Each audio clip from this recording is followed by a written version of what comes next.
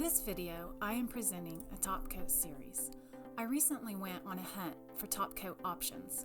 I scoured the socials and the search engines. I even asked one of my favorite artists. The technique in this video is inspired by Pouring Your Heart Out. She has created a fantastic tutorial of her method, and I have provided her link in the description. Right off the bat, I had to use a different product because I couldn't readily find the product she used. I will be using Liquitex High Gloss Varnish with Liquitex Pouring Medium and a splash of distilled water. Before I begin, this rainbow painting was my first attempt at this technique. I like it a lot, but I messed up the first coat because I thought I would follow the instructions on the bottle to see the results. I spread the varnish with a sponge brush, and as I expected, I had major brush marks. I finished it off with 3 coats of this pouring technique, and it looked great, although it did not hide the original brush marks completely. Next, I am wiping down the painting I will be top coating with water and a sham towel. If oil is used in the painting, that would need to be removed before top coating, but this one does not contain any oil. And now we start pouring the varnish.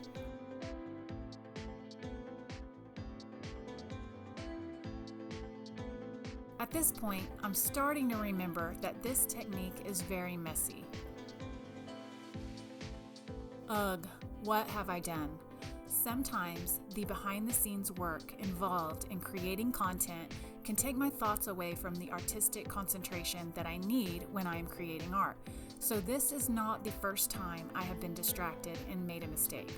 Also, the open time of most varnishes is minimal, so stopping to clean up a messy disaster is not ideal for getting the painting completely covered with varnish before it dries. Nevertheless, the mess must be cleaned up, and then I attempt to fix the varnish. But it really doesn't go very well because the poured varnish is already starting to dry. One of the reasons it didn't go well is because I wanted to experiment and see if I could pour the varnish with a mix of just water and varnish. But that was a fail. The pouring medium makes this technique so much more manageable. But as usual, now I know. The next 3 coats all have about 4 parts varnish, 2 parts pouring medium, and a big splash of water. The top coat dried with visible lines and imperfections, which I expected. I am hoping the next 3 coats will cover the mistakes.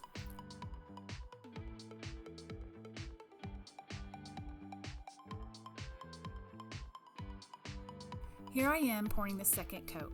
This time it goes much better. Although I noticed the tilt technique does not provide the same coverage when working with varnish versus with fluid paint, so it needs to be worked a little bit to get the painting fully covered.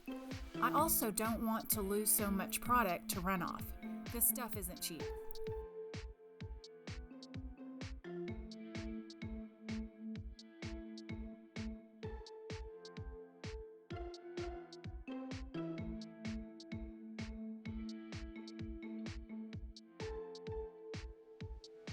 I love how the second coat turned out. It looks so good.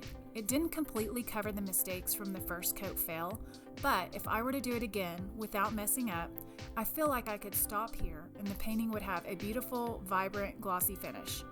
But for this video's purpose, I am looking to achieve the glass effect as an alternative to epoxy resin, which I will do later in the series, and we can compare the 2 techniques. Now I am pouring the 3rd coat.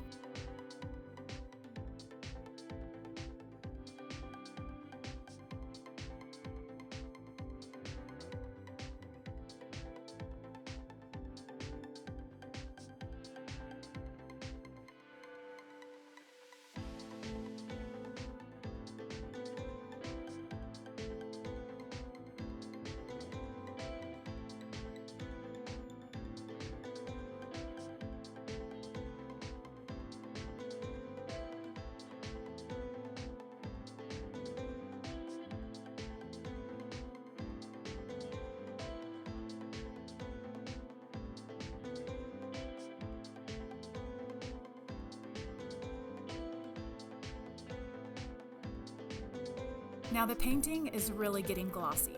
Again, it looks great, but I want to try one more idea.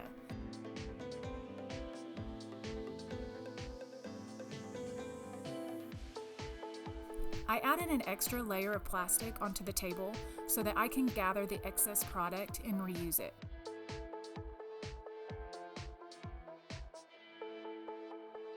To make it easier on myself, I prefer to use a spreader tool. I was worried that it would leave marks, but off camera, I tried it on a different painting, and with the help of the pouring medium, it didn't leave any marks on the finish. And this feels more like my style.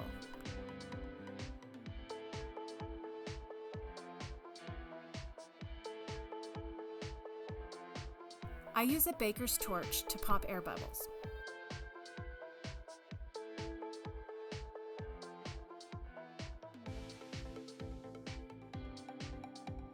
And voila! Glass effect achieved.